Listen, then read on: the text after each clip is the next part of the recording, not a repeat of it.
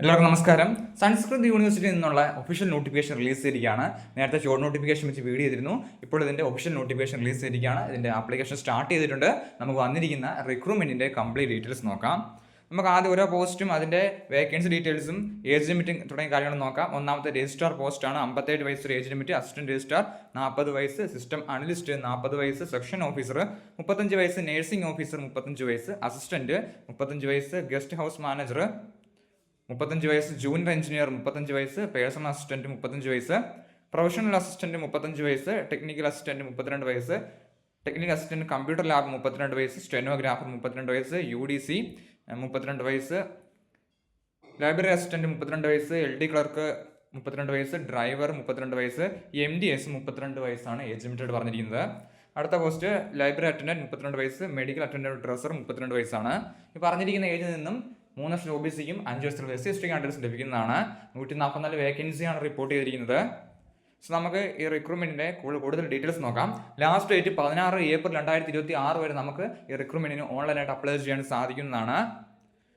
Recruitment qualification പറഞ്ഞിരിക്കുന്നത്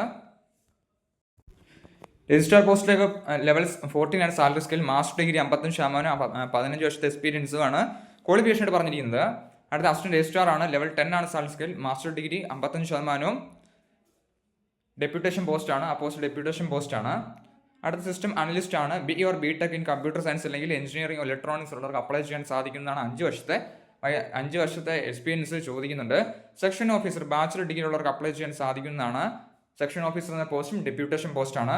അടുത്ത post nursing ഓഫീസറാണ്. BSc nursing honours post basic BSc nursing ഒക്കെ പഠിച്ചവർക്ക് അപ്ലൈ ചെയ്യാൻ സാധിക്കുന്നതാണ്. അടുത്ത അസിസ്റ്റന്റ് ആണ്. ബാച്ചിലർ ഡിഗ്രിയും 3 വർഷത്തെ എക്സ്പീരിയൻസും ആണ് ചോദിക്കുന്നത്. അടുത്ത ഗസ്റ്റ് ഹൗസ് മാനേജറാണ്. ബാച്ചിലർ ഡിഗ്രി ഉള്ളവർക്ക് അപ്ലൈ ചെയ്യാൻ സാധിക്കുന്നതാണ്. 1 വർഷത്തെ എക്സ്പീരിയൻസ് ചോദിക്കുന്നുണ്ട്. Junior engineer bachelor degree in engineering അല്ലെങ്കിൽ ടെക്നോളജി ഒക്കെ പഠിച്ചവർക്ക് അപ്ലൈ ചെയ്യാം. പേഴ്സണൽ അസിസ്റ്റന്റ് ബാച്ചിലർ ഡിഗ്രിയും സ്റ്റെനോഗ്രാഫി പ്രൊഫഷൻസി ഉള്ളവർക്ക് അപ്ലൈ ചെയ്യാൻ സാധിക്കുന്നതാണ്. അടുത്ത പ്രൊഫഷണൽ അസിസ്റ്റന്റ് ആണ്. മാസ്റ്റർ ഡിഗ്രി ഉള്ളവർക്ക് അപ്ലൈ ചെയ്യാൻ സാധിക്കുന്നതാണ്. 2 വർഷത്തെ എക്സ്പീരിയൻസ് ചോദിക്കുന്നുണ്ട്. Technical assistant bachelor degree in minimum with 3 years working experience ആണ് ടെക്നിക്കൽ അസിസ്റ്റന്റ് ചോദിക്കുന്നത്. ടെക്നിക്കൽ അസിസ്റ്റന്റ് കമ്പ്യൂട്ടർ ലാബിലേക്ക് ബാച്ചിലർ ഡിഗ്രി ഇൻ എഞ്ചിനീയറിംഗ് പഠിച്ചവർക്ക് അപ്ലൈ ചെയ്യാൻ സാധിക്കുന്നതാണ്. സ്റ്റെനോഗ്രാഫറാണ് അടുത്ത പോസ്റ്റ്. ബാച്ചിലർ ഡിഗ്രിയും സ്റ്റെനോഗ്രാഫി പ്രൊഫഷൻസി ഉള്ളവർക്ക് അപ്ലൈ ചെയ്യാം. അപ്പർ ഡിവിഷൻ ക്ലർക്ക് ബാച്ചിലർ ഡിഗ്രിയും 2 വർഷത്തെ എക്സ്പീരിയൻസും ആണ് ചോദിക്കുന്നത്. ലൈബ്രറി അസിസ്റ്റന്റ് ബാച്ചിലർ ഡിഗ്രിയാണ് ക്വാളിഫിക്കേഷൻ.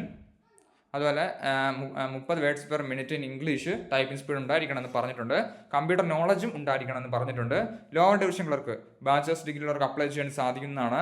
ഡ്രൈവർ 10ാം ക്ലാസ്സും വാൾഡായിട്ടുള്ള ഹെവി ഡ്രൈവിംഗ് ലൈസൻസ് ഉള്ളവർക്ക് ഹെവി അല്ലെങ്കിൽ കൊമേഴ്ഷ്യൽ ഡ്രൈവിംഗ് ലൈസൻസ് ഉള്ളവർക്ക് അപ്ലൈ ചെയ്യാൻ സാധിക്കുന്നതാണ്.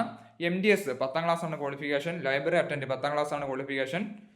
മെഡിക്കൽ അറ്റൻഡ് ഡ്രസ്സറിലേക്കും 10ാം ക്ലാസ് 1 വർഷത്തെ എക്സ്പീരിയൻസ് ആണ് മെഡിക്കൽ അറ്റൻഡ് തസ്തികയിലേക്കുള്ള ക്വാളിഫിക്കേഷനോട് പറഞ്ഞിരിക്കുന്നത്. സോ അപ്ലൈ ചെയ്യാൻ ആഗ്രഹിക്കുന്ന അപ്ലൈ ചെയ്യുക. 16 ഏപ്രിൽ 2026 ആണ് ലാസ്റ്റ് ഡേറ്റ്. നോട്ടിഫിക്കേഷൻ ഡൗൺലോഡ് ചെയ്യാനുള്ള ലിങ്ക് ഡിസ്ക്രിപ്ഷൻ ബോക്സിൽ കൊടുത്തേക്കാം. നോട്ടിഫിക്കേഷൻ വായിച്ച് നോക്കിയതിനു ശേഷം അപ്ലൈ ചെയ്യാൻ ആഗ്രഹിക്കുന്നത് അപ്ലൈ ചെയ്യുക. എന്തെങ്കിലും സംശയം ഉണ്ടെങ്കിൽ കമൻറ്റ് ചെയ്യുക. താങ്ക്